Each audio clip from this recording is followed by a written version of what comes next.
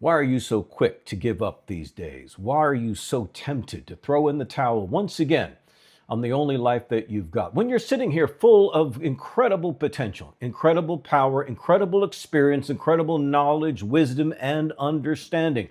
You have lived some life. You've read some books. You've done some things. You've solved some problem. You've achieved some goals.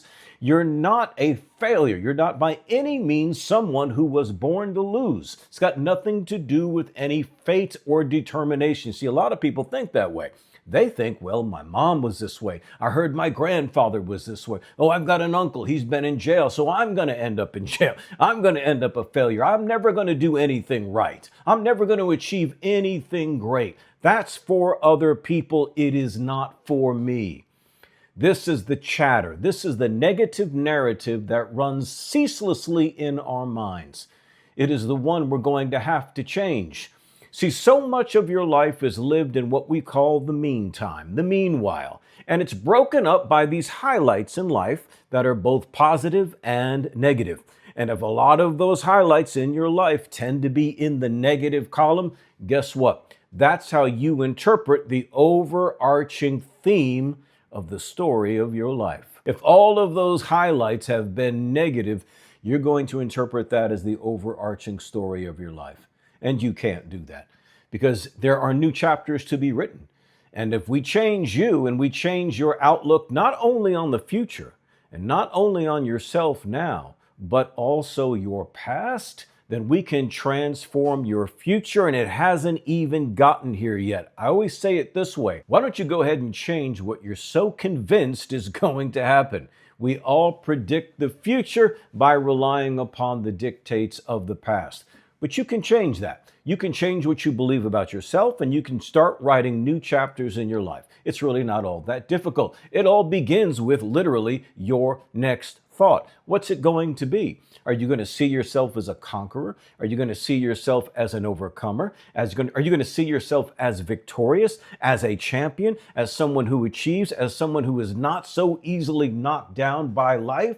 Is that how you're going to see yourself? Or are you going to keep interpreting every single bit of resistance, whether from your circumstances or from people, as further signs that you're supposed to back off?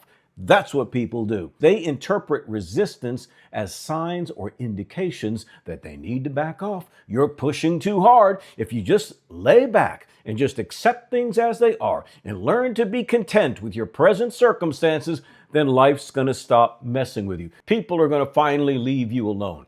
It doesn't work that way. And you don't want to live that way. I would rather face the resistance of life. I would rather face the criticism of other people than to give up on me, than to bury my potential and just wait the rest of my days until they bury me in the ground. Don't live that way.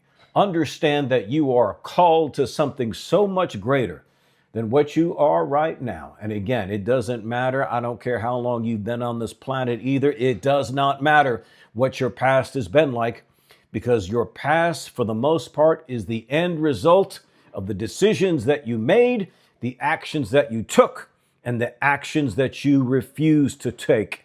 You can't just blame it all on circumstances. Sure, you may have had it bad. Sure, there may have been a lot of abuse. Sure, there may have been a lot of sicknesses and all sorts of things. You may have had very, very difficult circumstances that you came out of, but it doesn't have to continue that way. You're so much stronger, you're so much older, you're so much more equipped, you're so much smarter, you're so much wiser, you're so much more capable now than you've ever been in your life.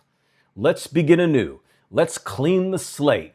Let's start again with a new plan, with a new strategy, but more than that, with a new mindset, a new outlook on who you are, what's possible, the resources that are available, and the wisdom principles that you can start to apply to create all of the outcomes that you desire.